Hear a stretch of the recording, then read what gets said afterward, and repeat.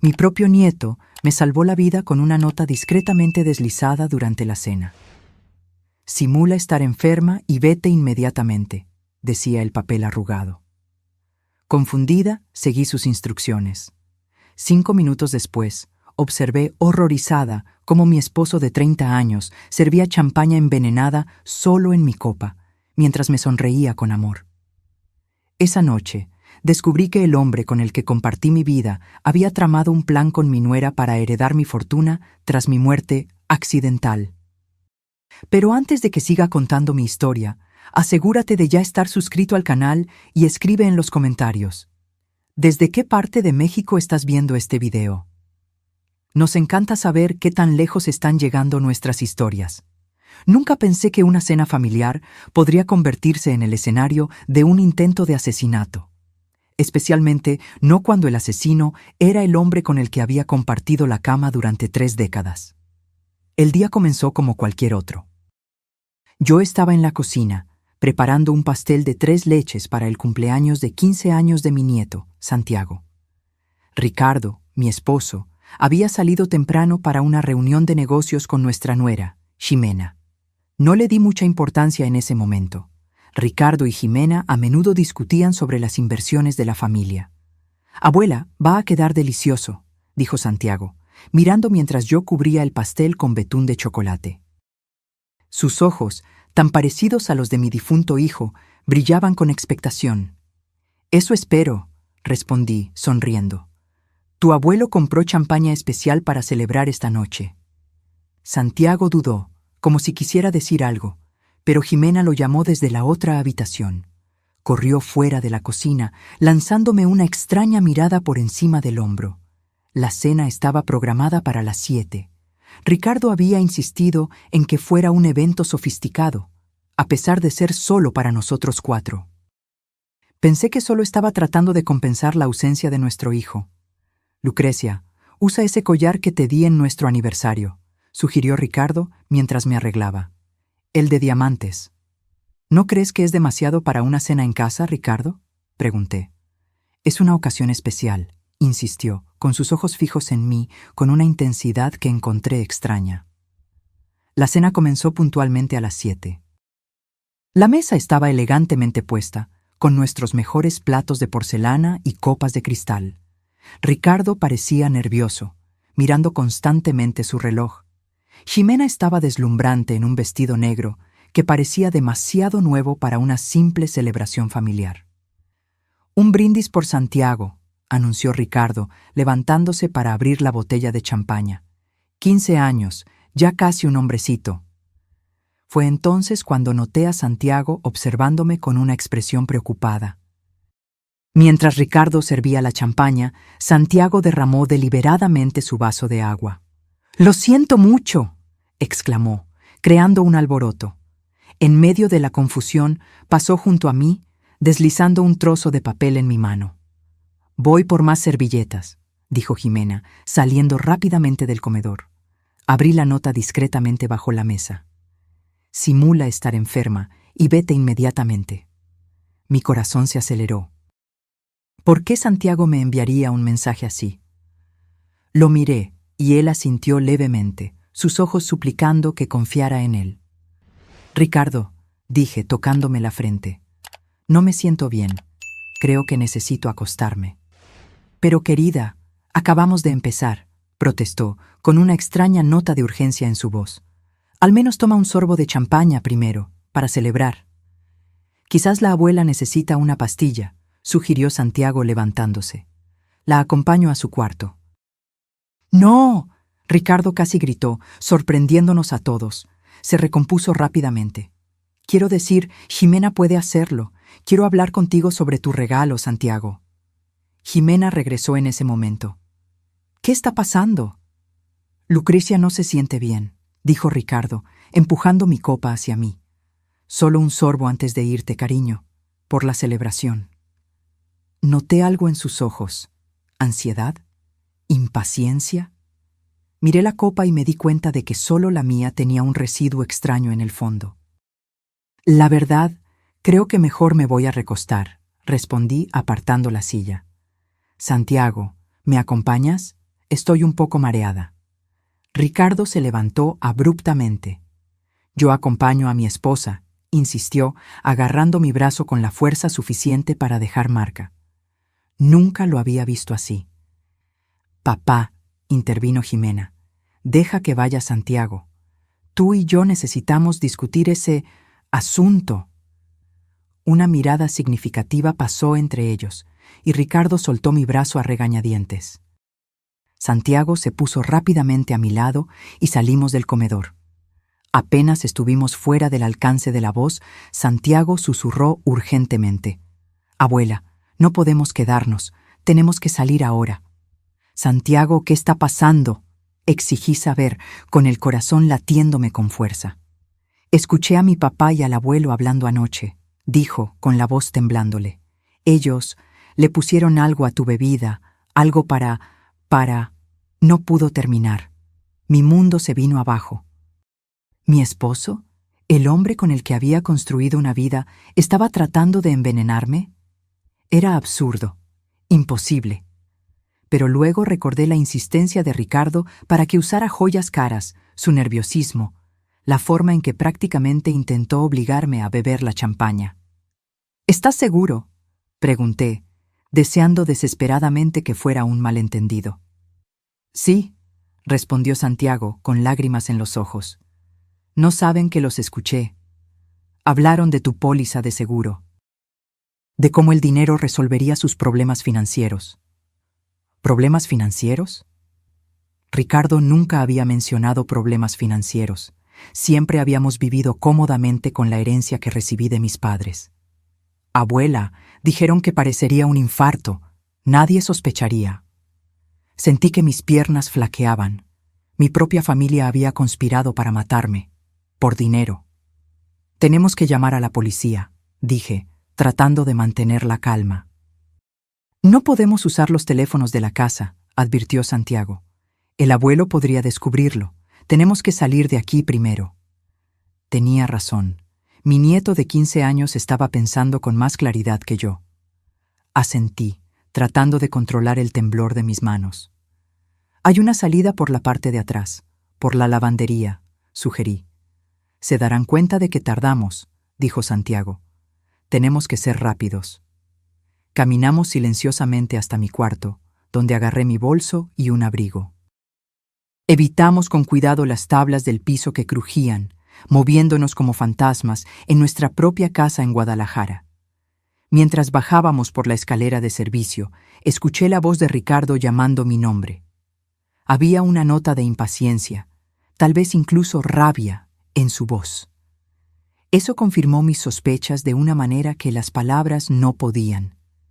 Escapamos por la puerta de la lavandería hacia la noche fría, sin saber a dónde ir o qué pasaría después. Solo sabíamos que no podíamos quedarnos. Esa noche, mientras caminábamos a toda prisa por la calle, una cosa quedó clara. Mi vida, tal como la conocía, había terminado. Mi esposo no solo había traicionado mi confianza, sino que había intentado quitarme la vida. Y si no hubiera sido por el coraje y el amor de mi nieto, lo habría logrado. Caminamos durante casi una hora antes de encontrar un pequeño hotel de carretera cerca de Zapopan, donde pudimos pasar la noche. Usé efectivo en lugar de tarjeta de crédito, un instinto que luego descubrí fue crucial. No quería dejar rastros que Ricardo pudiera seguir. «Abuela, ¿qué vamos a hacer ahora?», preguntó Santiago, sentado en el borde de la cama del hotel, luciendo mucho más joven que sus 15 años. «Primero, tenemos que entender exactamente qué está pasando», respondí, tratando de sonar más segura de lo que me sentía. «Cuéntame todo lo que escuchaste». Santiago respiró hondo. «Bajé por un vaso de agua anoche. Estaban en el despacho, el abuelo y mi mamá. La puerta estaba entreabierta y escuché al abuelo decir que todo estaba listo para hoy, que el veneno era indetectable y parecería natural. Mi estómago se revolvió. Escuchar las palabras en voz alta lo hacía todo tan real, tan brutal. Mi mamá preguntó por el testamento, si todo estaba en orden. Continuó Santiago, su voz temblando. El abuelo dijo que sí, que habías firmado esos papeles hace unas semanas sin leerlos bien. ¿Papeles? Hice un esfuerzo por recordar. Ricardo me había pedido que firmara algunos documentos relacionados con inversiones. Dijo que era urgente y que no había tiempo para que los revisara por completo. Confié en él, como siempre lo hice. Y luego, continuó Santiago, el abuelo dijo que con el seguro de vida y la herencia estarían libres de deudas y nadie sospecharía. ¿Qué deudas?, pregunté, más para mí misma que para Santiago. No sé detalles, pero parecía grave. Mi mamá estaba muy nerviosa, hablando de acreedores y plazos. Intenté procesarlo todo. ¿Ricardo y Jimena estaban en problemas financieros? ¿Por qué Ricardo nunca me lo había dicho? Habíamos sido pareja durante 30 años. Pensé que lo compartíamos todo. Hay más, dijo Santiago dudando. Ellos hablaron de haberlo intentado antes. Me congelé. ¿Cómo que intentado antes? El abuelo dijo que la última vez no comiste suficiente pastel para que hiciera efecto, que necesitaban algo más fuerte esta vez. El pastel. Hace 3 meses me enfermé gravemente después de una cena familiar. Los médicos lo diagnosticaron como intoxicación alimentaria. Ricardo había sido tan atento, quedándose a mi lado en el hospital, sosteniendo mi mano. Una oleada de náuseas me golpeó. No había sido intoxicación alimentaria. Había sido mi esposo intentando matarme. Santiago, dije, agarrando sus manos, estás en peligro por haberme ayudado. Se darán cuenta de que sabías. El miedo cruzó sus ojos. No había pensado en eso. Tenemos que llamar a la policía, decidí, buscando el teléfono del hotel. Espera, me detuvo Santiago. ¿Y si no nos creen? No tenemos pruebas. Será nuestra palabra contra la de ellos. Tenía razón. ¿Qué diríamos? ¿Que mi respetable esposo, un pilar de la comunidad, estaba tratando de envenenarme? Sin evidencia, sonaríamos locos. Quizás deberíamos obtener pruebas primero, sugirió Santiago. Algo concreto que podamos mostrar a la policía. ¿Cómo qué? No sé. ¿Quizás documentos? ¿Sobre las deudas o el seguro? Pensé por un momento. El despacho de Ricardo. Él guarda todos los documentos importantes allí. Si pudiéramos volver cuando no estén en casa. Pero nos estarán buscando, argumentó Santiago. Sí, pero no saben que desconfiamos de ellos. Podrían pensar que solo me fui porque me sentía mal. Decidí llamar a casa para establecer nuestra coartada. Respiré hondo y marqué el número. Ricardo contestó al primer timbre. «Lucrecia, ¿dónde estás?» Forcé mi voz para que sonara débil y enferma. «Ricardo, lamento haberme ido así. Me sentía tan mal que le pedí a Santiago que me llevara al hospital». «¿Hospital?» Sonó genuinamente sorprendido. «¿Por qué no me llamaste? Yo te habría llevado». La facilidad con la que fingía preocupación me revolvió el estómago. Fue muy rápido. Estoy mejor ahora, pero los médicos quieren tenerme en observación durante la noche. Santiago está conmigo. ¿Qué hospital? Voy para allá ahora mismo. No es necesario, respondí rápidamente. Ya es tarde y no permiten más visitas. Volveremos mañana por la mañana. Hubo una pausa. ¿Estaría sospechando? Bueno, si estás segura, respondió finalmente. Descansa bien. Te quiero. Las palabras que antes me calentaban ahora sonaban como una sentencia de muerte. Yo también te quiero, respondí mecánicamente, colgando. Santiago me miró con admiración. Eso fue increíble, abuela. Te creyó por completo. No sentía ningún orgullo por ser buena mintiéndole a mi esposo. Solo un profundo pesar por haber sido tan ciega durante tanto tiempo. Vamos a descansar un poco, sugerí. Mañana tenemos que planear nuestro siguiente paso. Pero mientras Santiago se dormía, yo me quedé despierta, repasando mentalmente los últimos meses. ¿Cuántas señales perdí? ¿Cuántas intoxicaciones alimentarias fueron en realidad intentos contra mi vida? Y, lo más doloroso, ¿cuándo exactamente el hombre que amaba decidió que yo valía más muerta que viva? La tristeza fue dando paso lentamente a la rabia, no solo por mí, sino por Santiago. Perdió a su padre, mi querido hijo, hace apenas 3 años, y ahora descubrió que su abuelo y su madre son asesinos en potencia. Me juré a mí misma que no dejaría que se salieran con la suya. No solo por lo que intentaron hacerme, sino por lo que le hicieron a Santiago. Le robaron su inocencia, su confianza en el mundo, y ellos pagarían por eso. Me despertó el sonido de mi celular. Era Jimena. ¿Lucrecia? Ricardo dijo que estás en el hospital. ¿Por qué no me avisaste? Su voz desbordaba preocupación, pero ahora podía escuchar la falsedad detrás de ella. Fue todo muy repentino, respondí, manteniendo mi voz débil. No quise molestar. ¿Qué hospital? Voy a buscarlos ahora. Una alarma sonó en mi mente. Estaban tratando de localizarnos. No es necesario, respondí. Ya nos vamos. De hecho, los médicos me acaban de dar de alta. Vamos a desayunar y luego volvemos a casa. Oh, pareció decepcionada. Bueno, si estás segura. Absolutamente. Te veo en casa en un par de horas. Colgué y me giré hacia Santiago, que se había despertado con la conversación. Se están poniendo nerviosos, observé. Necesitamos actuar rápido.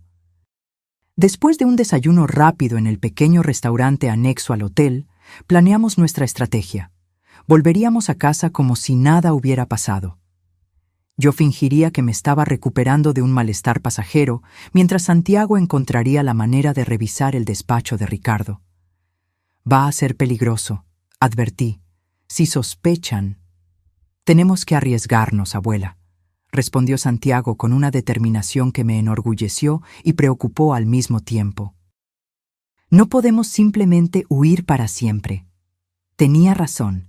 Necesitábamos pruebas concretas antes de ir a la policía. Llegamos a casa alrededor de las 10 de la mañana, en nuestra colonia en Guadalajara. Ricardo estaba en la sala, fingiendo leer el periódico, pero la tensión en sus hombros lo delataba. Lucrecia se levantó, viniendo hacia mí con los brazos abiertos. Estaba tan preocupado. Me obligué a aceptar su abrazo, luchando contra el impulso de alejarme. Su toque, antes reconfortante, ahora me causaba repulsión. Estoy bien, respondí, solo agotada. Creo que voy a descansar un rato. Claro, claro, accedió rápidamente. ¿Quieres que te traiga algo? ¿Té? ¿Caldo? No, gracias, respondí, tratando de no pensar en lo que podría poner en la comida. Solo necesito dormir. Jimena apareció en la puerta, con el rostro como una máscara perfecta de preocupación. Lucrecia, qué susto nos diste. ¿Qué te dijeron los médicos? Solo estrés y deshidratación, mentí. Nada grave. Gracias a Dios, suspiró, llevándose la mano al corazón de manera teatral. Santiago, ven a ayudarme en la cocina. La abuela necesita descansar. Santiago me lanzó una mirada preocupada antes de seguir a regañadientes a su madre. En mi cuarto, cerré la puerta con llave, algo que nunca había hecho, y me senté en el borde de la cama, temblando. ¿Cómo podría dormir sabiendo que había gente bajo el mismo techo que quería verme muerta? Después de aproximadamente 1 hora, escuché un suave golpe en la puerta. ¿Abuela? La voz de Santiago era solo un susurro. ¿Puedo pasar? Rápidamente abrí la puerta, dejándolo entrar antes de cerrarla de nuevo. Salieron, informó. El abuelo dijo que tenía una reunión urgente, y mi mamá se fue con él. Dijeron que vuelven en un par de horas. Era nuestra oportunidad. Vamos al despacho, decidí. El despacho de Ricardo siempre fue su santuario. En los 30 años de nuestro matrimonio, rara vez entré allí sin ser invitada.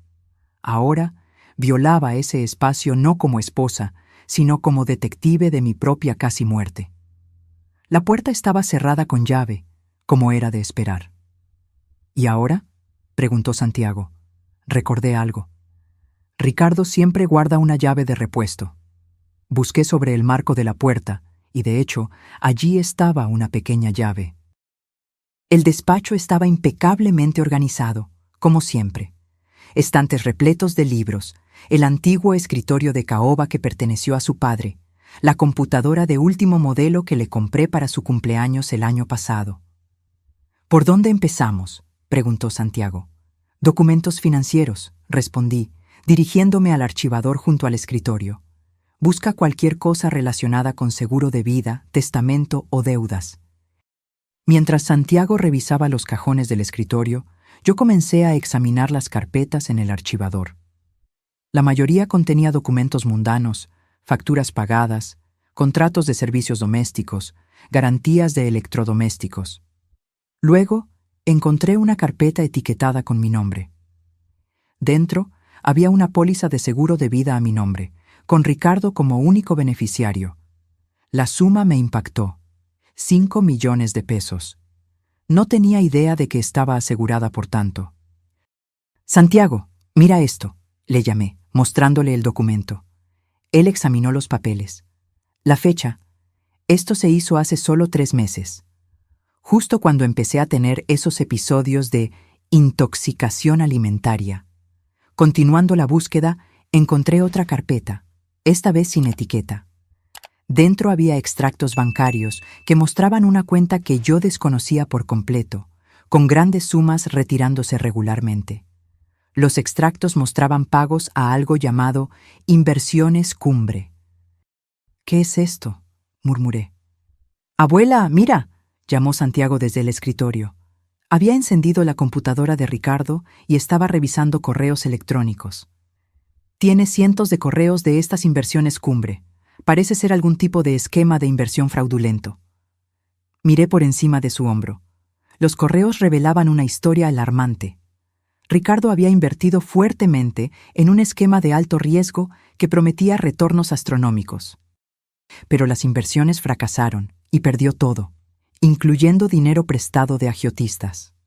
Está arruinado, me di cuenta, sintiendo una mezcla de shock y traición. Y nunca me dijo nada. «Hay más», dijo Santiago, haciendo clic en otra carpeta de correo. Correos electrónicos entre el abuelo y mi mamá. Los correos eran explícitos.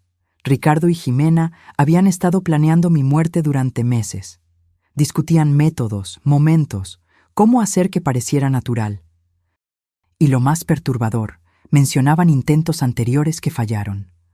3 veces, susurré, sintiéndome enferma. Intentaron matarme 3 veces antes de anoche. Santiago estaba pálido. «Abuela, mi mamá escribió que estaba investigando venenos indetectables». El dolor de ver esas palabras, de saber que mi propia nuera investigaba formas de matarme, era casi físico. Pero no había tiempo para absorber completamente el golpe.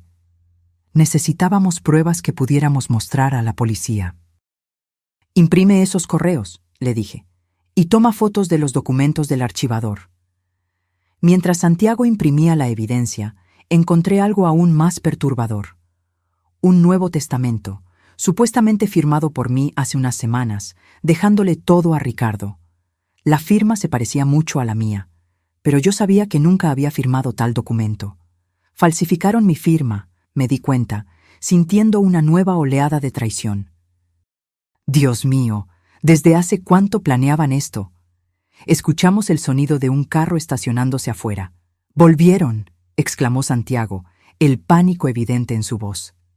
Rápidamente recogimos toda la evidencia que habíamos reunido, apagamos la computadora y pusimos todo de nuevo en su lugar. Salimos del despacho, cerramos la puerta con llave y devolvimos la llave a su escondite. Apenas tuvimos tiempo de llegar a mi cuarto antes de escuchar la puerta principal abrirse. «¿Lucrecia?», llamó Ricardo. «¿Estás despierta?». Intercambié una mirada con Santiago. Estábamos sentados sobre una bomba de tiempo y el tiempo se acababa. «Quédate aquí», susurré a Santiago. «Voy a bajar y actuar normal». Puse las pruebas que habíamos recopilado dentro de un libro en mi estantería, un lugar que Ricardo nunca miraría, y bajé las escaleras, forzando una sonrisa. «Me siento mucho mejor después de descansar», anuncié. Ricardo y Jimena estaban en la sala, hablando en voz baja. Cuando me vieron, ambos sonrieron, sonrisas que ahora me daba cuenta eran tan falsas como sus preocupaciones. «Qué bueno, querida», dijo Ricardo acercándose a mí. Estaba pensando, quizás deberíamos reagendar nuestra celebración para esta noche, ya que ayer fue interrumpida. Mi sangre se heló. Quería intentarlo de nuevo, tan pronto. Quizás sea mejor esperar unos días, sugerí casualmente. Todavía estoy un poco débil. Tonterías, insistió Ricardo, poniendo su brazo alrededor de mis hombros. Su toque, antes reconfortante, ahora parecía el abrazo de una serpiente. Una buena cena y un poco de champaña te animarán. Ximena asintió vigorosamente. Estoy de acuerdo con Ricardo. Además, Santiago se quedó tan decepcionado ayer. Estaban usando mi amor por mi nieto en mi contra. La crueldad de aquello me golpeó como una bofetada. Hablando de Santiago, continuó Ricardo, ¿dónde está el chico? Descansando, respondí rápidamente. Se quedó despierto toda la noche conmigo en el hospital. Voy a llamarlo, ofreció Ximena levantándose. No, exclamé, quizás con demasiada fuerza. Ambos me miraron sorprendidos. Quiero decir, déjalo dormir, está agotado. Ximena y Ricardo intercambiaron una mirada que no pude descifrar. De hecho, continué, tratando de sonar casual, estaba pensando en ir a la farmacia por unas vitaminas. El doctor me las recomendó. Yo puedo ir por ti, ofreció Ricardo inmediatamente. No, no, necesito tomar aire. Me hará bien caminar un poco. Entonces te acompaño, insistió. Se estaba volviendo difícil encontrar excusas. Ricardo, de verdad prefiero ir sola. Necesito poner mis pensamientos en orden. Pero querida, acabas de salir del hospital. No deberías andar por ahí sola. La preocupación en su voz sonaría genuina para cualquiera que no supiera la verdad. Para mí, sonaba como la desesperación de un hombre tratando de mantener a su presa bajo control. Estaré bien, insistí levantándome. No tardo. Antes de que pudiera protestar más, subí las escaleras para tomar mi bolso. Santiago me esperaba ansiosamente en el pasillo. ¿Qué está pasando?, susurró. Quieren intentarlo de nuevo esta noche, le expliqué rápidamente. Voy a la delegación ahora mismo con nuestras pruebas. Quédate aquí y actúa normal. Volveré con la policía. El miedo cruzó sus ojos. Es peligroso dejarte solo con ellos. Estarás más seguro si pareces que no sabes nada, argumenté. Solo evita comer o beber cualquier cosa que te ofrezcan. Agarré las pruebas escondidas en el libro y las puse en mi bolso. Cuando bajé de nuevo, Ricardo me esperaba en la puerta. ¿Estás segura de que no quieres compañía?, preguntó, bloqueando sutilmente la salida. Absolutamente, respondí, manteniendo la voz firme. Vuelvo en 1 hora, a más tardar. A regañadientes se hizo a un lado y finalmente salí a la calle, sintiendo su mirada en mi espalda mientras me alejaba. En lugar de ir a la farmacia, caminé rápidamente hacia la delegación de policía más cercana, a unos 20 minutos de casa, en el área de Tlaquepaque. Mi mente iba a 1000, tratando de organizar cómo explicaría todo. ¿Quién creería que mi esposo dedicado de 30 años estaba tratando de matarme? ¿Que mi nuera estaba ayudando? Sonaba como la trama de un thriller barato. Estaba tan absorta en estos pensamientos que no noté el coche que se acercaba por detrás hasta que se detuvo a mi lado. El vidrio bajó, revelando el rostro de Ximena. «¡Lucrecia, qué casualidad!», exclamó, su sonrisa sin alcanzar sus ojos. Iba al mercado. «¿Quieres un aventón?». Mi corazón se aceleró. ¿Me estaba siguiendo? «No, gracias», respondí, siguiendo mi camino. Como dije, necesito el ejercicio. Insisto, dijo, su tono endureciéndose ligeramente. De hecho, Ricardo me pidió que me asegurara de que llegaras bien a la farmacia. ¿Está preocupado? Claro que lo estaba, preocupado de que pudiera ir a la policía en lugar de a la farmacia. Ximena, de verdad prefiero caminar. Ella estacionó el coche y salió, caminando hacia mí. ¿Qué estás escondiendo, Lucrecia? La pretensión había desaparecido. Sus ojos estaban fríos, calculadores. Recordé los correos electrónicos, cómo investigó meticulosamente venenos para matarme. No sé de qué me hablas, respondí, dando un paso hacia atrás. Creo que sí sabes. Dio un paso adelante. Santiago te dijo algo, ¿verdad? El miedo me apretó la garganta. ¿Santiago? ¿Decirme qué? No te hagas la tonta, siseó. Nunca has salido a caminar sola en toda tu vida. Ricardo siempre te acompaña a todo. Entonces, ¿por qué ahora? ¿Por qué hoy? Estábamos en medio de la calle, la gente pasaba, pero nadie notaba la tensión entre nosotras. Jimena, estás imaginando cosas, dije, tratando de mantener la calma. Solo quiero unas vitaminas. Déjame ver tu bolso, exigió extendiendo la mano. ¿Qué? No. Agarró mi brazo con sorprendente fuerza. ¿Qué tienes ahí? ¿Qué sabes? Tiré de mi brazo, liberándome de su agarre. ¡No me toques! ¿Estás loca? Estuviste en el despacho de Ricardo, me acusó. Vimos las impresiones recientes en la impresora. Mi corazón se aceleró. Lo sabían. Sabían que habíamos descubierto su plan. Me voy a casa ahora, declaré, tratando de mantener mi voz firme. No, no vas. Jimena bloqueó mi camino. Vas a subir al coche y vamos a hablar de esto. El pánico subió por mi garganta. Entrar en ese coche sería como firmar mi propia sentencia de muerte. Jimena, dije lentamente, hay gente alrededor. ¿De verdad quieres armar un escándalo aquí? Ella miró a su alrededor, dándose cuenta de los transeúntes que comenzaban a observarnos con curiosidad. Vamos a resolver esto en familia, dijo, forzando una sonrisa a la gente que pasaba. Como adultos civilizados. Estoy de acuerdo, respondí, aprovechando la oportunidad. Voy a volver a casa ahora y hablamos todos juntos. Comencé a caminar de regreso, rezando para que no me detuviera de nuevo. Mi mente corría. No podía ir a la delegación ahora. Jimena me seguiría. Necesitaba un nuevo plan. Voy contigo, anunció, caminando a mi lado, su brazo firmemente entrelazado con el mío como si fuéramos mejores amigas. Durante todo el camino de regreso, Jimena mantuvo una conversación casual, como si nada hubiera pasado. Era surrealista. Momentos antes prácticamente me amenazaba, y ahora hablaba del clima y de recetas de pastel. Cuando llegamos a casa, Ricardo esperaba ansiosamente en la puerta. Encontré a Lucrecia en el camino, explicó Jimena significativamente. Decidimos que era mejor que descansara un poco más antes de salir. La mirada que Ricardo me dio fue gélida, a pesar de su cálida sonrisa. Claro, querida, tienes que cuidar tu salud. Entré en casa sintiéndome como una prisionera. ¿Dónde estaba Santiago? Lo busqué y lo encontré en la sala, hojeando una revista con falsa casualidad. Nuestras miradas se cruzaron brevemente, y traté de comunicar silenciosamente que algo había salido mal. Santiago, llamó Jimena, su voz empalagosa. ¿Puedes ayudar a tu abuela a subir? No se siente bien de nuevo.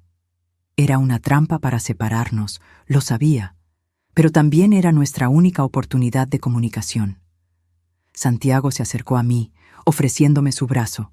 Mientras subíamos las escaleras, susurré rápidamente. Lo saben. Tenemos que salir de aquí lo más rápido posible. Sus ojos se abrieron de miedo, pero mantuvo la compostura. ¿Cómo? No pude llegar a la delegación. Jimena me siguió. Llegamos a mi cuarto y Santiago cerró la puerta detrás de nosotros. Van a hacer algo esta noche, continué susurrando. En la cena, necesitamos un plan. Podríamos intentar salir por la ventana, sugirió Santiago, mirando la gran ventana del cuarto que daba al jardín trasero. Es muy alto, respondí, evaluando la distancia al suelo. Y probablemente están vigilando la casa. Nos sentamos en silencio por unos momentos, la gravedad de la situación pesando sobre nosotros. Estábamos atrapados en nuestra propia casa con gente que quería vernos muertos. ¿Y si fingimos que aceptamos la cena?, propuso Santiago. ¿Pero grabamos todo? Si logramos que admitan el plan, tendríamos pruebas. Era arriesgado, pero podría funcionar. ¿Cómo haríamos eso? Tengo una grabadora en mi celular. Podría dejarla escondida en el comedor. No era un plan perfecto, pero era lo mejor que teníamos en ese momento. Está bien, acepté, pero tenemos que ser extremadamente cuidadosos. Nada de comer o beber cualquier cosa que nos ofrezcan. Llamaron a la puerta, haciéndonos saltar. ¿Lucrecia? Era la voz de Ricardo. ¿Puedo pasar? Santiago y yo intercambiamos miradas alarmadas antes de que yo respondiera. «Claro, cariño». Ricardo entró, con el rostro como una máscara de preocupación. «¿Cómo te sientes?» «Un poco mejor», respondí. Pero todavía cansada. «Ximena y yo estábamos hablando», dijo, sentándose en el borde de la cama. «Creemos que quizás deberías consultar a un especialista. Estos desmayos repentinos podrían ser señal de algo más serio». Estaban construyendo una narrativa, preparando el terreno para cuando yo muriera de causas naturales. «Quizás tengas razón», estuve de acuerdo, jugando su juego. «Programaré una cita la próxima semana». «¿Por qué no hoy?», insistió. «Puedo llamar ahora mismo al doctor Torres». El doctor Torres, el médico que diagnosticó erróneamente mis anteriores intoxicaciones alimentarias. ¿Estaría él también involucrado? «Hoy no», respondí. «Estoy agotada, solo quiero descansar un poco». «Bueno, al menos cena con nosotros esta noche», dijo Ricardo, su voz suave pero insistente. «Ximena está preparando algo especial para compensar la interrupción de ayer». Tragué saliva. Claro, no puedo esperar. Cuando Ricardo se fue, Santiago y yo intercambiamos miradas. El plan estaba en marcha. ¿Sobreviviríamos a esta noche o sería nuestro fin? Las horas siguientes fueron un ejercicio de nervios. Me quedé en mi cuarto, fingiendo descansar, mientras en realidad preparaba una pequeña maleta con artículos esenciales, documentos, dinero, algo de ropa. Si conseguíamos las pruebas esta noche, huiríamos de inmediato. Alrededor de las 7, Ximena nos llamó a cenar. La mesa estaba impecablemente puesta, casi idéntica a la noche anterior. Los mismos platos finos, las mismas copas de cristal, la misma botella de champaña cara. Santiago había logrado esconder su celular debajo del aparador cerca de la mesa, posicionado para captar todas las conversaciones.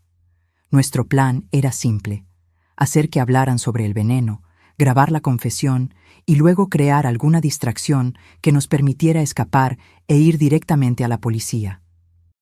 «Qué bueno verte mejor, Lucrecia», comentó Ximena, sirviendo la sopa. Noté que servía mi plato directamente de la fuente, mientras los otros se servían a sí mismos. «Gracias», respondí, mirando el plato con desconfianza. No tocaría esa comida ni aunque mi vida dependiera de ello. Irónicamente, ese era exactamente el caso. «Un brindis», anunció Ricardo, levantándose para servir la champaña. «Por la salud de la familia». De nuevo observé cómo llenaba mi copa de una botella específica, diferente a la que se sirvió a sí mismo y a los demás. «Por la salud», accedí, levantando la copa pero solo fingiendo beber. La cena transcurrió en una atmósfera tensa y surrealista. Conversaciones superficiales sobre el clima, sobre noticias, como si no estuviéramos todos envueltos en un juego mortal. Noté que Santiago tampoco estaba comiendo, solo movía la comida por su plato. Ximena se dio cuenta. «Santiago, ¿no tienes hambre?», preguntó, su voz falsamente dulce. «Solo un poco indispuesto», respondió. «Como tu abuela», observó Ricardo, lanzándome una mirada significativa. «Quizás sea algo genético». La insinuación me dio escalofríos. Estaban construyendo una historia de problemas de salud hereditarios. «De hecho», dije, decidiendo arriesgarme, «estuve pensando en mi testamento recientemente». Ricardo casi se atraganta con su vino. «¿Tu testamento? ¿Por qué?» «Bueno, con estos problemas de salud repentinos, pensé que era prudente revisar mis asuntos». Ximena y Ricardo intercambiaron una mirada rápida. «No seas mórbida, querida», dijo Ricardo, forzando una risa. «Vivirás muchos años más». «¿Quién sabe?», repliqué. «La vida es impredecible. Las personas sanas mueren repentinamente todos los días». «¿Qué estás insinuando, Lucrecia?», preguntó Ximena, su voz aguda. Era hora de provocarlos, de hacer que revelaran sus intenciones. Solo que deberíamos estar preparados para cualquier eventualidad, respondí casualmente. Por ejemplo, si algo me pasara, digamos, esta noche, ¿quién heredaría mis bienes? El silencio que siguió fue ensordecedor. ¿Por qué preguntarías algo así? Ricardo finalmente rompió el silencio, con la voz tensa. Curiosidad, respondí, manteniendo mi tono casual mientras mi corazón latía frenéticamente. Después de todo, hay mucho en juego, ¿no es así? Mi herencia, el seguro de vida. Jimena dejó caer el tenedor, el metal tintineando ruidosamente contra la porcelana. ¿Seguro de vida?, repitió Ricardo, sus ojos entrecerrándose. ¿De qué estás hablando exactamente, Lucrecia? Oh, ya sabes, continué, jugando con fuego. La póliza de 5 millones de pesos que hiciste a mi nombre hace 3 meses. Esa de la que supuestamente no sé nada. El rostro de Ricardo palideció visiblemente. Jimena agarró su copa de vino, bebiendo un trago largo. ¿Cómo? Comenzó Ricardo. Luego se detuvo, recomponiéndose. Querida, creo que estás confundida. Debe ser efecto de los medicamentos del hospital. No estoy confundida, Ricardo, respondí, con mi voz firme. Así como no estoy confundida sobre Inversiones Cumbre, o sobre las deudas que me escondiste, o sobre las 3 veces anteriores que intentaste envenenarme. Santiago observaba la escena con los ojos muy abiertos, claramente nervioso por mi enfoque directo, pero yo necesitaba que confesaran. Necesitaba pruebas concretas grabadas. Ricardo se levantó abruptamente, su silla raspando ruidosamente contra el suelo. Basta. Claramente no estás bien. Te llevaremos de vuelta al hospital. ¿Para qué? ¿Para darme más medicamentos que en realidad son veneno? Jimena también se levantó. Lucrecia, estás siendo ridícula. Ricardo es tu esposo desde hace 30 años. ¿Por qué intentaría hacerte daño? Por dinero, Jimena, respondí simplemente. La misma razón por la que aceptaste ayudarlo. 5 millones del seguro, más mi herencia. Suficiente para cubrir sus deudas y que todavía le sobrara bastante. «¡Esto es absurdo!», Ricardo explotó, pero sus ojos revelaban pánico. «No tienes pruebas de nada de eso». «De hecho», dije, inclinándome hacia adelante, «tengo». Correos electrónicos, documentos, el testamento falsificado, todo. El rostro de Ricardo se contorsionó en una máscara de furia. «Estuviste en mi despacho». No era una pregunta. «Y tú pusiste veneno en mi comida», repliqué. «Creo que estamos a mano». Jimena dio un paso en mi dirección, su comportamiento completamente transformado. Ya no había pretensión de preocupación, solo rabia cruda. «No lo entiendes, ¿verdad?», siseó. «Lo perdió todo». ¡Todo! Las inversiones, el dinero de tu hijo, sí, el dinero que se suponía que iría para Santiago. Ricardo lo apostó todo y perdió. Y ahora los agiotistas lo están buscando. Nos están buscando a nosotros. Jimena. Ricardo intentó silenciarla, pero era demasiado tarde. «No, Ricardo», continuó histérica. «Ella necesita saber. Necesita entender por qué lo hicimos. Amenazaron a Santiago, Lucrecia. Dijeron que le harían daño si no pagábamos. ¿Qué se suponía que debíamos hacer? Cualquier cosa excepto intentar matarme», grité, levantándome también. «Los habría ayudado si me lo hubieran pedido». «Nunca lo entenderías», replicó Ricardo amargamente. «Tú y tu dinero, tu herencia, siempre sintiéndote superior porque venías de una familia rica mientras yo tenía que trabajar por cada peso». La revelación me impactó. ¿Eso era lo que pensaba de mí durante todos estos años? ¿Que yo me creía superior? «Te amaba», dije, con mi voz temblándole. «Confiaba en ti con todo lo que tenía». «¿Y ahora vas a denunciarnos?», preguntó Jimena, dando otro paso en mi dirección. «¿Vas a enviar al abuelo de tu nieto a la cárcel? ¿A enviarme a mí a la cárcel, dejando a Santiago solo en el mundo?» Estaba tratando de manipularme, usando mi amor por Santiago como arma.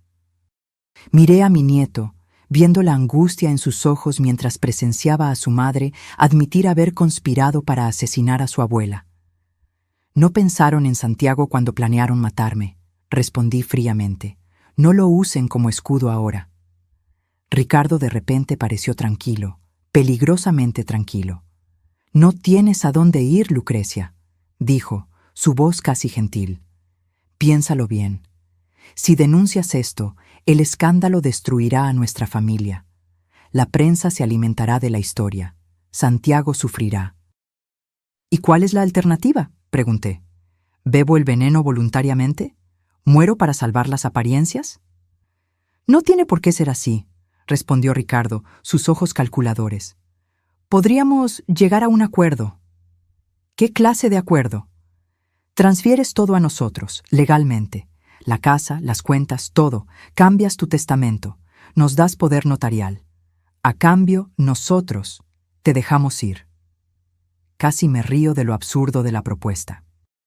«¿Y se supone que debo confiar en ustedes, después de todo esto?». «Es tu mejor opción», insistió Jimena. «La única que mantiene a esta familia intacta». Santiago finalmente habló, su voz temblando. «Esto no es una familia, es una pesadilla». Jimena se giró hacia él, sorprendida, como si hubiera olvidado que estaba allí. «Santiago, cariño, tú no entiendes». «Entiendo perfectamente», la interrumpió levantándose. «Tú y el abuelo intentaron matar a la abuela, por dinero. Y ahora están tratando de manipularla para que les entregue todo. Esto no es una familia, es un esquema criminal». El orgullo que sentí por él en ese momento fue inmenso. A pesar de todo, podía ver la situación con la claridad moral que le faltaba a su propia madre. «Vámonos, abuela», dijo Santiago, viniendo a mi lado. «No van a ninguna parte», declaró Ricardo, bloqueando nuestro camino hacia la puerta. «No hasta que resolvamos esto». «Está resuelto», respondí firmemente. «Se acabó, Ricardo. Traicionaste mi confianza de la peor manera posible. No hay acuerdo, no hay negociación». La mirada que me lanzó fue gélida. «Entonces no me dejas opción». Metió la mano en su bolsillo y sacó un pequeño frasco. «¿Sabes qué es esto? Es suficiente para matarlos a ambos instantáneamente, sin sufrimiento, rápido e indoloro». Mi sangre se heló. «No harías eso». «¿No?». Su sonrisa era terrible de ver. «¿Qué tengo que perder ahora? Ya lo descubriste todo. Si no puedo tener el dinero, al menos puedo evitar la cárcel». Jimena parecía alarmada. «Ricardo, esto no era parte del plan». «El plan cambió», respondió él sin quitarme los ojos de encima. «Si no puedo tener el dinero, nadie lo tendrá». Todo fue muy rápido después de eso. Ricardo avanzó hacia nosotros, frasco en mano. Santiago se interpuso, tratando de protegerme. Jimena gritó algo ininteligible. Y luego, la puerta del comedor se abrió de golpe. «¡Policía! ¡Alto ahí!». 3 oficiales uniformados entraron en la habitación, con las armas en alto. Ricardo se congeló, el frasco todavía en su mano. «Suelte eso ahora mismo», ordenó uno de los policías. Ricardo bajó lentamente el frasco, su rostro una máscara de derrota y furia. «¡Al suelo, los dos!», comandó otro policía, señalando a Ricardo y Jimena. Mientras eran esposados, un tercer oficial se acercó a nosotros. «Señora Lucrecia, soy el comandante López. Recibimos su llamada de emergencia». Miré confundida a Santiago, que sonrió nerviosamente. «Llamé a la policía cuando estabas en el cuarto», explicó. «Usando el teléfono fijo de la casa, dije que era una emergencia, que mi abuelo estaba amenazando con matar a mi abuela». La oleada de alivio que me invadió fue abrumadora. Mientras yo preparaba nuestra huida, Santiago había tomado la iniciativa de llamar a la ayuda.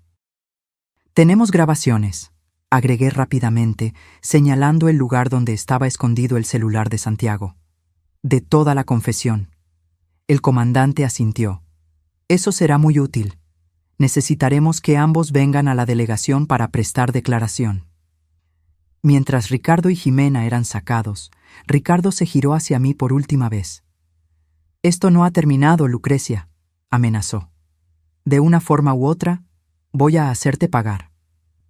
El comandante lo empujó hacia adelante. Guarde sus amenazas para el juez, señor. Observé a mi esposo, el hombre que juró amarme y protegerme, siendo llevado bajo custodia por intentar asesinarme. La sensación era surrealista, como si le estuviera sucediendo a otra persona. Santiago tomó mi mano, apretándola en solidaridad. «Se acabó, abuela», dijo suavemente. «Estamos a salvo ahora». Pero mientras salíamos de la casa que por tanto tiempo llamé hogar, no pude evitar preguntarme: ¿algún día me sentiría segura de nuevo?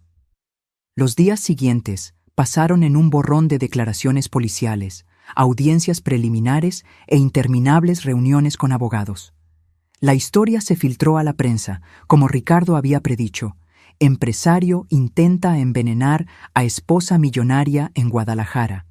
Encabezaba los titulares locales. Santiago y yo nos hospedamos en un hotel en el centro, incapaces de volver a la casa que ahora estaba contaminada con recuerdos de traición.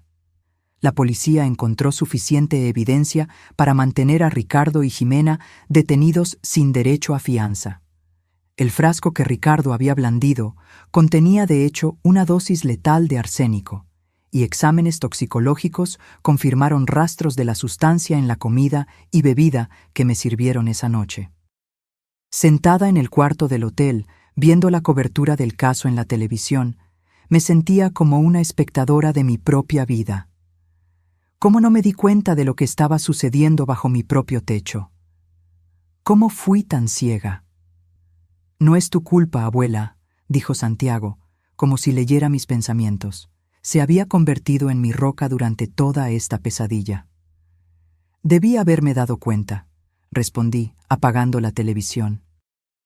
Todas esas intoxicaciones alimentarias, los documentos que Ricardo me hizo firmar sin leer bien, tantas señales. Tú confiabas en él. Era tu esposo. 30 años, murmuré. 30 años de matrimonio, y fue capaz de planear fríamente mi muerte. El abogado que contraté, el licenciado Martínez, confirmó que Ricardo había dilapidado prácticamente toda nuestra fortuna con inversiones fraudulentas. La empresa fantasma, Inversiones Cumbre, había desaparecido con millones y Ricardo había recurrido a agiotistas para intentar recuperar el dinero perdido. La buena noticia, explicó el licenciado Martínez en nuestra reunión de esa tarde, es que logramos rastrear algunas de las transferencias. Con suerte, podremos recuperar parte del dinero. La mala noticia es que su situación financiera está comprometida por ahora. No me importa el dinero, respondí honestamente. Solo quiero que paguen por lo que hicieron. Y pagarán, me aseguró. Las pruebas son contundentes. La grabación que consiguieron es particularmente incriminatoria. Difícilmente escaparán de condenas largas. Había otra cuestión, más delicada. ¿Y qué pasará con Santiago? El abogado suspiró. Legalmente, es menor de edad y quedaría bajo la tutela del Estado hasta que cumpla los 18, ya que ambos padres están indispuestos. Santiago, que había insistido en participar en todas las reuniones, se enderezó en su silla. Quiero quedarme con la abuela. Estamos preparando una solicitud de tutela temporal, explicó el licenciado Martínez. Dadas las circunstancias excepcionales, creo que el juez la concederá. Miré a mi nieto, sintiendo una mezcla de orgullo y pesar. A los 15 años había presenciado y enfrentado más traumas que muchos adultos. Primero la muerte de su padre, ahora esto. ¿Cómo estás lidiando con todo esto?, le pregunté más tarde, mientras cenábamos en el restaurante del hotel. Santiago movió la comida por un momento antes de responder. Honestamente, no sé. Es como si mi vida hubiera sido una mentira. No todo, respondí suavemente. El amor de tu padre por ti nunca fue una mentira, y el mío tampoco. A veces me pregunto, dijo titubeante, si mi mamá siempre fue así, si mi papá lo sabía. El dolor en sus ojos era palpable. Jimena no era solo mi nuera, era su madre, la persona que se suponía que debía protegerlo por encima de todo. Creo que la gente rara vez comienza siendo mala, Santiago, respondí cuidadosamente. Toman una pequeña mala elección, luego otra y otra, hasta que se encuentran haciendo cosas que nunca imaginaron ser capaces de hacer. ¿Cómo conspirar para asesinar a su suegra? Como conspirar para asesinar a su suegra, estuve de acuerdo tristemente. En las semanas siguientes intentamos establecer una nueva rutina. Alquilé un pequeño departamento en Coyoacán, inscribí a Santiago en una nueva escuela y comenzamos a reconstruir nuestras vidas. El proceso contra Ricardo y Jimena avanzaba, con audiencias preliminares revelando aún más detalles sórdidos sobre el plan. Descubrimos, por ejemplo, que Jimena había investigado extensamente sobre venenos indetectables, usando computadoras públicas en bibliotecas para no dejar rastro. Que Ricardo había consultado a 3 médicos diferentes, incluyendo al doctor Torres, para establecer un historial de problemas cardíacos que jamás tuve. Que habían ensayado diferentes versiones de encontrar mi cuerpo y cómo reaccionarían. La frialdad calculadora de todo me revolvía el estómago. Una tarde recibí una llamada inesperada. Era el abogado de Ricardo. «Señora Lucrecia, a mi cliente le gustaría hablar con usted, en privado». «¿Por qué?», pregunté sorprendida. «No tengo nada que decirle. Afirma tener información sobre el dinero desaparecido, información que solo compartirá personalmente con usted». Consulté con el licenciado Martínez, quien aconsejó cautela. Podría ser una trampa, o podría ser genuino. Quizás está tratando de negociar una sentencia más leve a cambio de información. ¿Debo ir? Si decide ir, no vaya sola, y en un lugar público, no en la cárcel. Después de mucho pensarlo, acepté encontrarme con Ricardo, con una condición, que fuera en presencia de mi abogado, en su oficina. Ricardo aceptó. El día acordado, llegué temprano a la oficina del licenciado Martínez, con el estómago revuelto. No veía a Ricardo desde esa noche fatídica y no sabía qué esperar. Cuando fue traído a la sala, esposado y escoltado por 2 policías, casi no lo reconocí. Solo 6 semanas en la cárcel y parecía haber envejecido años. Su rostro estaba demacrado, los ojos hundidos, el cabello canoso despeinado. «Lucrecia», dijo, su voz ronca, «gracias por venir». «No vine por ti», respondí fríamente. «Vine por el dinero que robaste». Asintió lentamente. «Entiendo». «Vayamos al grano, señor Ricardo», intervino el licenciado Martínez. «Usted mencionó tener información sobre los fondos desviados». Ricardo me miró directamente, ignorando al abogado. «No se perdió todo, Lucrecia. Yo reservé una parte. Un seguro, digamos».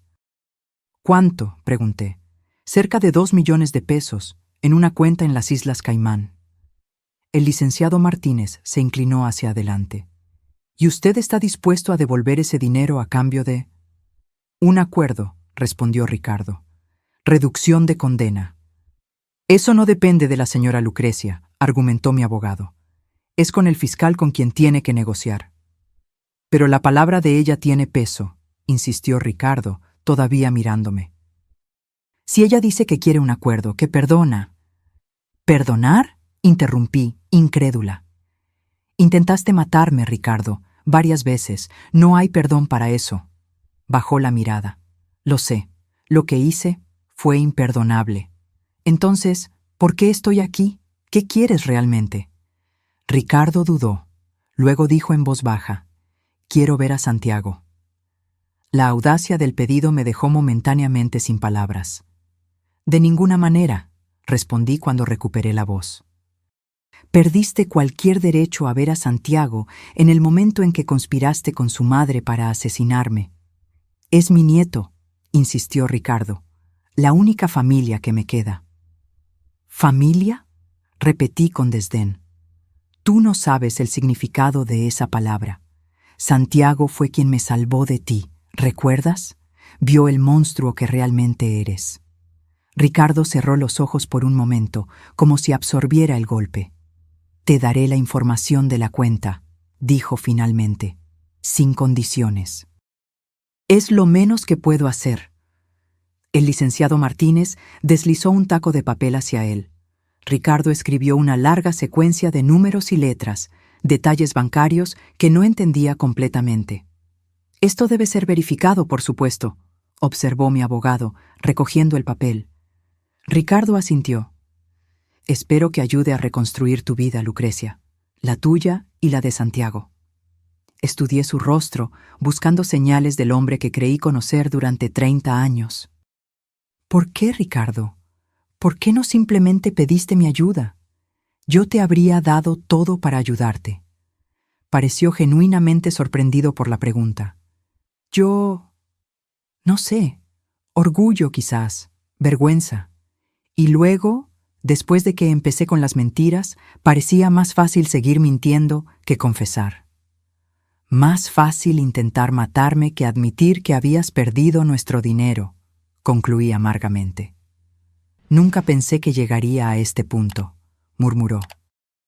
Cada paso parecía pequeño en el momento, justificable de alguna manera. Y luego de repente estaba planeando esto. Me levanté, incapaz de continuar esta conversación.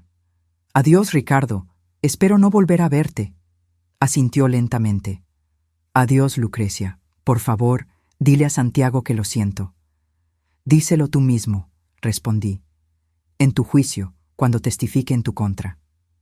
Salí de la sala sintiéndome extrañamente vacía. No había satisfacción en ver a Ricardo reducido a esto, solo una profunda tristeza por el desperdicio de tantos años, tantos recuerdos ahora manchados para siempre. El juicio comenzó 6 meses después. Santiago y yo habíamos establecido una nueva rutina en nuestro pequeño departamento en la Ciudad de México. El dinero que Ricardo reveló fue de hecho recuperado. No 2 millones como afirmó, sino poco más de 1 millón de pesos. Suficiente para proporcionarnos seguridad financiera mientras reorganizábamos nuestras vidas. La sala del tribunal estaba abarrotada el primer día. Reporteros, curiosos e incluso algunos familiares lejanos que aparecieron de repente, quizás esperando algún beneficio financiero de la situación. Santiago insistió en estar presente, a pesar de mis preocupaciones sobre el impacto emocional que esto tendría en él. Necesito ver esto hasta el final, abuela, explicó, para poder seguir adelante. Jimena y Ricardo entraron por separado, ambos vestidos con ropa sencilla, sin las joyas y accesorios caros que antes ostentaban. Jimena evitó mirar en nuestra dirección, pero Ricardo buscó nuestros ojos de inmediato. Cuando nos localizó, algo en su rostro cambió. Una mezcla de vergüenza y resignación. El juicio fue brutal. Las evidencias en su contra eran abrumadoras. Las grabaciones de audio, los correos electrónicos que detallaban sus planes, los resultados toxicológicos de las muestras de comida de esa noche, las declaraciones de los médicos que confirmaron que yo nunca tuve los problemas cardíacos que Ricardo había documentado, y testigos que confirmaron las transacciones financieras fraudulentas. El momento más difícil fue cuando Santiago fue llamado a testificar. Subió al estrado con la cabeza en alto, pero pude ver cómo le temblaban ligeramente las manos. Santiago, comenzó la fiscal con suavidad, ¿puede contarnos lo que escuchó la noche anterior al intento de envenenamiento? Santiago respiró hondo antes de responder. Bajé a tomar un vaso de agua. Escuché voces en el despacho de mi abuelo, él y mi madre. La puerta estaba entreabierta y pude escuchar claramente. Estaban discutiendo cómo envenenarían a mi abuela en la cena de cumpleaños. ¿Y qué hizo con esa información? Al principio me quedé paralizado. No podía creerlo. Volví a mi cuarto y lloré. Pensé que quizás había entendido mal. Pero a la mañana siguiente vi a mi madre separando la champaña especial, la que solo se le serviría a mi abuela. Fue entonces cuando supe que era real. ¿Y luego? Decidí que tenía que avisarle a mi abuela. Durante la cena, logré pasarle una nota, diciéndole que fingiera estar enferma y se fuera inmediatamente. Mientras Santiago hablaba, observé a Jimena. Lágrimas silenciosas corrían por su rostro, pero no pude sentir compasión por ella. ¿Qué estaba pasando por su mente? ¿Arrepentimiento genuino o solo pesar por haber sido atrapada? Cuando llegó el turno de la defensa para interrogar a Santiago, el abogado de Jimena intentó un enfoque más agresivo. Santiago, ¿estás seguro de lo que escuchaste? ¿No podría haber sido un malentendido? ¿Quizás estaban hablando de otra cosa? Santiago no vaciló. Estoy absolutamente seguro. Escuché a mi madre preguntar si el veneno era suficiente para matar rápidamente. Escuché a mi abuelo decir que parecería un ataque al corazón. No hay forma de interpretar eso de otra manera. ¿Y su madre? Continuó el abogado. Siempre fue una buena madre para usted, ¿no es así? ¿Amorosa? ¿Atenta? Santiago dudó por primera vez. Sí, lo fue. Por eso fue tan difícil creer lo que escuché. Entonces, ¿es posible que, en su estado emocional después de la muerte de su padre, usted pudo haber... Objeción, interrumpió la fiscal. Está tratando de manipular al testigo. Al lugar, dijo el juez. Abogado, limítese a los hechos. Cuando llegó mi turno de testificar, conté cada detalle. Las extrañas intoxicaciones alimentarias de los meses anteriores, la nota de Santiago, nuestro descubrimiento en el despacho, la confrontación final. Mientras hablaba, mantuve mis ojos fijos al frente, incapaz de mirar a Ricardo o Jimena. Pero luego, el abogado de Ricardo me hizo una pregunta que no esperaba. Señora Lucrecia, durante sus 30 años de matrimonio, ¿alguna vez sospechó que su esposo pudiera estar planeando algo así? La pregunta me tomó por sorpresa. No, respondí honestamente. Nunca. ¿Y fue un buen esposo durante esos 30 años? Pensé por un momento. Yo creía que sí. Entonces, ¿qué cree que cambió? ¿Qué llevó a un hombre aparentemente devoto a cometer un acto tan terrible? Objeción, intervino la fiscal. Pide especulación. Reformularé, dijo el abogado. Señora Lucrecia, ¿su esposo había demostrado alguna vez un comportamiento violento antes? No. ¿Había demostrado alguna vez desprecio por su vida o bienestar? No, hasta hace poco. ¿Y usted está al tanto de las dificultades financieras que enfrentaba? ¿De la presión de los agiotistas? ¿De las amenazas? Sentí un nudo en la garganta. Estoy al tanto ahora. En ese momento no sabía nada. Él nunca compartió eso conmigo. ¿Y si lo hubiera compartido, usted lo habría ayudado? Sin duda, respondí sin dudar.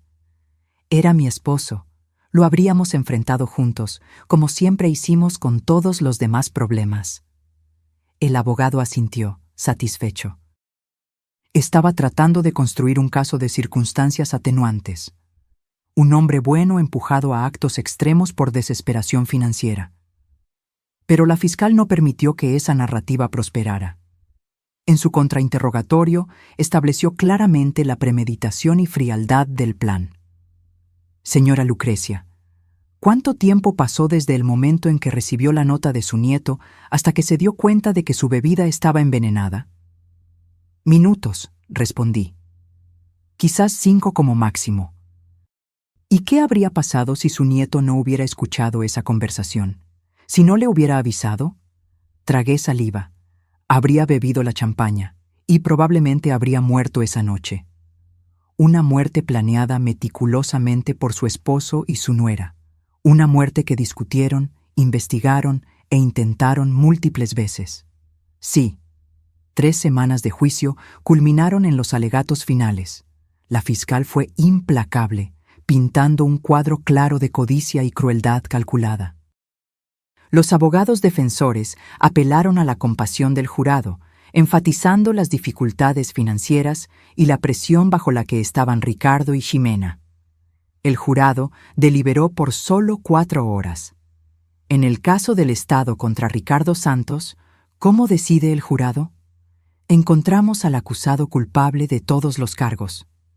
En el caso del Estado contra Jimena Santos, ¿cómo decide el jurado? Encontramos a la acusada culpable de todos los cargos. Sentí a Santiago apretar mi mano mientras se leían los veredictos. Lo miré y vi lágrimas silenciosas correr por su rostro. Para mí, este era el fin de un matrimonio, el cierre de un capítulo doloroso. Para él, era mucho más, la confirmación oficial de que su madre había conspirado para matar a su abuela. En la audiencia de sentencia, 2 semanas después, Ricardo recibió 25 años de prisión. Jimena, considerada menos culpable por no haber sido la ideóloga del plan, recibió 18 años. Antes de ser llevados, a ambos se les permitió hablar. Ricardo me miró directamente a mí y a Santiago.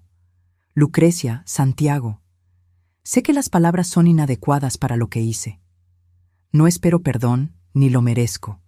Solo quiero que sepan que, por imposible que parezca creer ahora, hubo un tiempo en que mi amor por ustedes fue real. Lamento profundamente haber destruido eso. Jimena lloraba abiertamente. Santiago, mi hijo, sé que te he fallado de la peor manera posible. No tengo excusas. Solo quiero que sepas que, a pesar de todo, siempre te amé. Siempre. Santiago no respondió.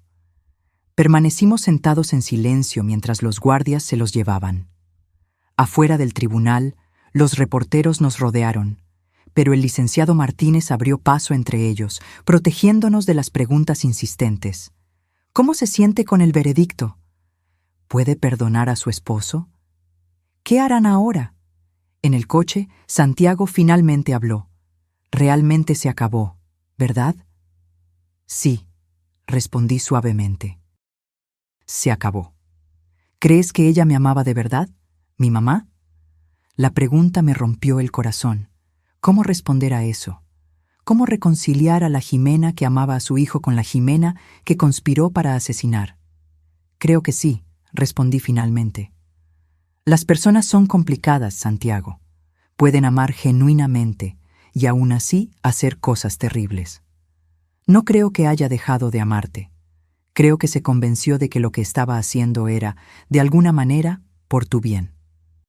Se quedó en silencio por un largo rato antes de preguntar. ¿Y ahora qué? ¿Qué hacemos?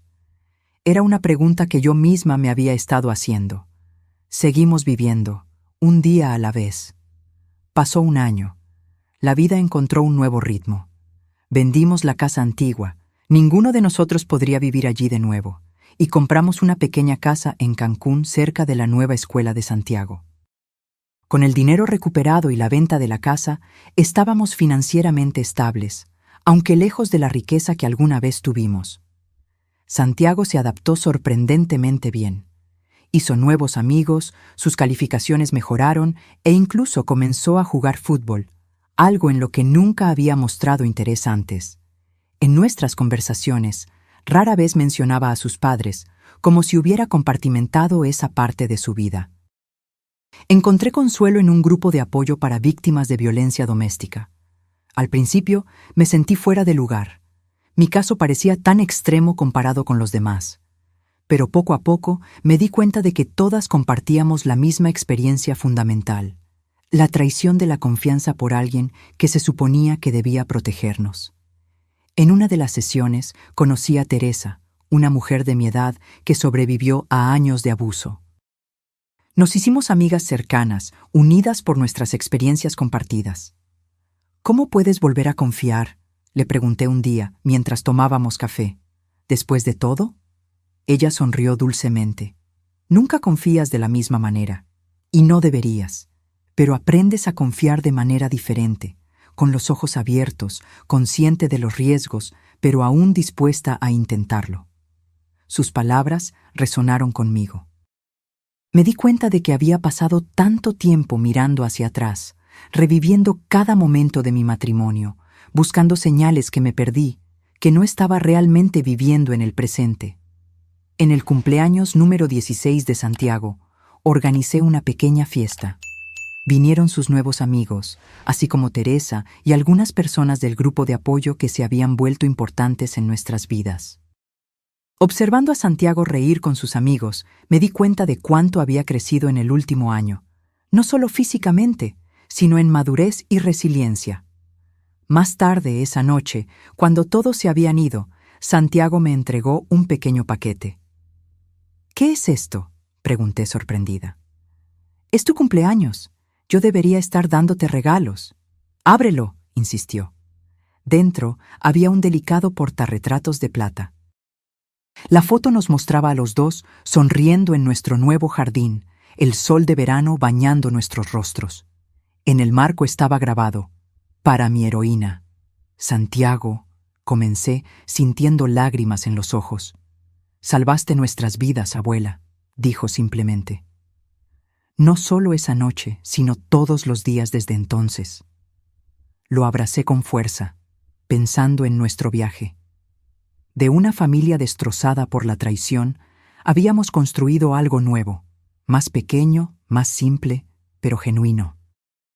Esa nota: «Simula estar enferma y vete inmediatamente», había marcado el fin de la vida que conocíamos, pero también el comienzo de una nueva. Una vida construida sobre la verdad, no ilusiones, sobre amor real, no pretensión. «Nos salvamos el uno al otro», respondí finalmente. Y, por primera vez en mucho tiempo, creí sinceramente que estaríamos bien. Ahora, si te gustó esta historia, haz clic en suscribirte y dime en los comentarios qué parte te dejó con la boca abierta.